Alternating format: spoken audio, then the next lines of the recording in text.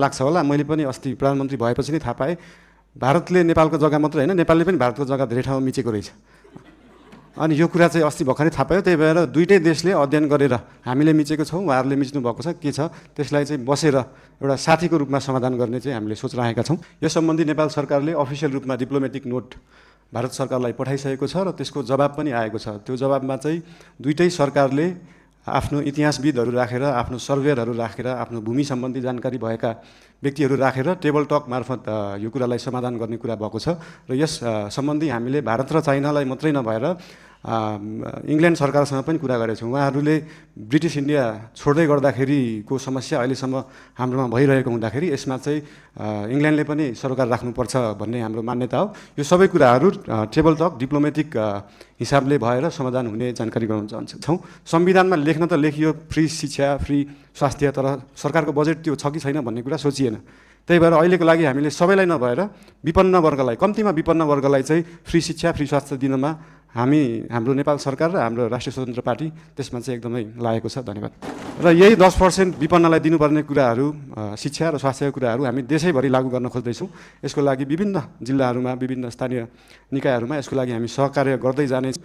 र मानव अधिकार आयोगको प्रतिवेदन मात्रै नभएर 23-24 गतेको मात्रै नभएर विभिन्न कालखण्डमा धेरै आन्दोलनहरू भएका छन्, धेरै दमनहरू पनि भएका छन्। विभिन्न कालखण्डमा भएका आन्दोलनहरू र्यालीहरूमा भएका कुराहरूको प्रतिवेदनहरू धेरै छन्। एउटा मात्रै प्रतिवेदन छैन मानव अधिकार आयोगको। र विभिन्न आयोगहरू पनि गठन भएका छन् विभिन्न कालखण्डमा। आजसम्म नेपाल सरकारलाई बुझाइएको जति पनि आएका प्रतिवेदनहरू छन् ती सबै प्रतिवेदनहरूलाई एकमुष्ट रूपमा नेपाल सरकारले अध्ययन गर्छ र गर्नुपर्ने काम कारबाही त्यही हिसाबले गर्छ। डेभलपिङ कन्ट्रीमा जाने अथवा डेभलपिङ कन्ट्रीबाट डेभलप कन्ट्रीमा जानेमा हाम्रै छिमेकी राष्ट्र चाइना चाहिँ अस्ति भर्खरै डेभलपिङबाट डेभलपमा गएको थियो, जबकि त्यो डेभलपमेन्टको पराकाष्ठा नागिसकेको देश हो त्यो। यो कुराहरू चाहिँ एकदमै स्ट्राटेजिक रूपमा सरकारले सोच्नुपर्छ जस्तो लाग्छ। अहिले नै हामीले एलडिसीबाट ग्रेजुएट हुँदै गर्दाखेरि हाम्रो ट्रेडका कुराहरू हामीले निर्यात गर्ने विषय वस्तुहरूमा चाहिँ लाग्ने करहरू अहिले छुट पाइन्छ। हामी चाहिँ निर्यातमुखी हुनुपर्छ। देशमा उत्पादन भएको चिजहरू चाहिँ विभिन्न राष्ट्रहरूमा हामीले एक्सपोर्ट गर्न पाऊँ भन्ने हिसाबले 2 वर्षलाई त्यसलाई टारेका हौँ। त्यसलाई अहिले आत्मविश्वास बढाउने भन्दा पनि देशलाई पैसा चाहिएको छ, पैसा बढाउनेतिर ध्यान गएको छ हाम्रो। कुम्बासीको विषयमा धेरै कुराहरू आएका छन्। हामीले काठमाडौँ उपत्यकामा रहेका खोला किनारमा जुन एकदमै जोखिमपूर्ण अवस्थामा बस्नु भएको थियो उहाँहरूलाई चाहिँ अर्को ठाउँ सार्ने काम गरेको हामीले। उहाँहरूलाई त्यो हेर्दाखेरि तपाईँहरूले हेर्दाखेरि त्यो खेदाको अवस्था देखे पनि यो 4 वर्ष अगाडिदेखि नै म स्थानीय सरकारमा हुँदा नै सङ्घ सरकारलाई भनेको कुरा चाहिँ के थियो भन्दाखेरि उहाँहरूलाई त्यहाँबाट स्थानान्तरण गरेर होल्डिङ सेन्टरमा राखेर जो सहीमा सुकुम्बासी हुनुहुन्छ, जसको चाहिँ देशभरि कतै पनि एक धुर जग्गा पनि छैन, एक आना जग्गा पनि छैन, उहाँहरूलाई चाहिँ त्यो जग्गाको व्यवस्थापन नेपाल सरकारले गर्नुपर्छ। त्यो हाम्रो सरकारको र हाम्रो पार्टीको मान्यता हो, त्यो उहाँहरूले पाउनै पर्छ। तर काठमाडौँ उपत्यकामा बसेकालाई किन एकदम प्रायोरिटी दिएर हटाइयो भन्दाखेरि विगतका धेरै वर्षहरूमा बाढी आउँदाखेरि उहाँहरूको घर डुबानमा पर्ने र उहाँहरूको स्वास्थ्य अवस्था पनि एकदमै नाजुक थियो। उहाँहरूको सेनिटरी अवस्था, उहाँहरूको त्यो वासरुम टोइलेटको व्यवस्था त्यो त्यसको निकासा सिधै खोलामा थियो र उहाँहरूबाटै निस्केको त्यो फोहोरको दुर्गन्धले फेरि उहाँहरू नै बिरामी परिराख्नु भएको थियो। त्यसले गर्दाखेरि उहाँहरू बिरामी पनि परिराख्नु भएको थियो, खोला फोहोर पनि भइरहेको थियो र त्योभन्दा सबैभन्दा ठुलो कुरा चाहिँ उहाँहरूको ज्यान जोखिममा थियो। उहाँहरूको ज्यान जोखिमबाट जोगाउने काम गरेको हो नेपाल सरकारले।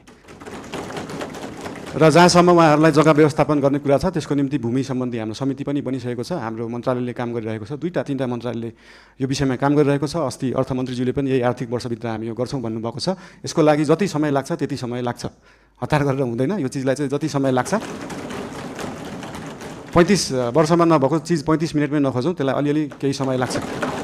सहकारीको विषयमा पनि सोध्नु भएको थियो। सहकारीको विषयमा पनि अहिले एउटा कोष खडा गरेको छ र बाहिर न्युजमा आए जस्तो नेपाल सरकारको पैसा गएको मात्रै जस्तो देखिन्छ। हामीले सहकारीबाट उठाएको पनि पैसा छ। अस्ति लास्ट विकको रिपोर्ट हेर्दाखेरि 3 करोड जस्तो सहकारीबाट उठाइएको थियो, 50-60 लाख जस्तो दिएको थियो। यसको मतलब सरकारको पैसा गइरहेको होइन, हामीले सहकारीहरूबाट उठाएरै उहाँहरू पीडितहरूलाई पैसा बाँड्ने हो। त्यसमा कुनै पनि कन्फ्युजन नराख्न अनुरोध गर्नु। र बाँदरको विषयमा त अस्ति मान्य महावीर पुनज्यूले पनि भन्नुभएको थियो एकदमै गाह्रो विषय हो, एकदम सजिलो छैन। यो भन्ने बित्तिकै तपाईँले विश्वमा जहाँ पनि हेर्दाखेरि बाँदरले बाली खाने रोकथाम गर्दा कि त त्यो खेतलाई चाहिँ वायरिङ गरेर घेरेर राखिन्छ, त्यो एकदमै खर्चिलो हुन्छ, कि त जङ्गललाई नै वायरिङ गरेर राखिन्छ, त्यो मानव बस्ती र जङ्गली जनावरलाई चाहिँ छुट्याएर राखिने चलन छ। यस सम्बन्धी अध्ययन गर्न समिति पनि बनेको छ, अध्ययन भइरहेको छ। यो एकदमै पेचिलो विषय भएको भएर तुरुन्तै गर्न नसकिने चिज भएर यसलाई चाहिँ हामीले देश विदेश विभिन्न देशहरूमा कुन उपाय लागिएका छन्, हामी हत्या हिंसामा नजाउँ भन्ने सोच भएको भएर त्योभन्दा अल्टरनेटिभ उपाय के हुनसक्छ त्यो सोच्दैछ अहिले, समिति गठन भएको छ। त्यसको अध्ययन रिपोर्ट आइसकेपछि त्यो रिपोर्ट अनुसार सरकारले काम गर्नेछ। धन्यवाद।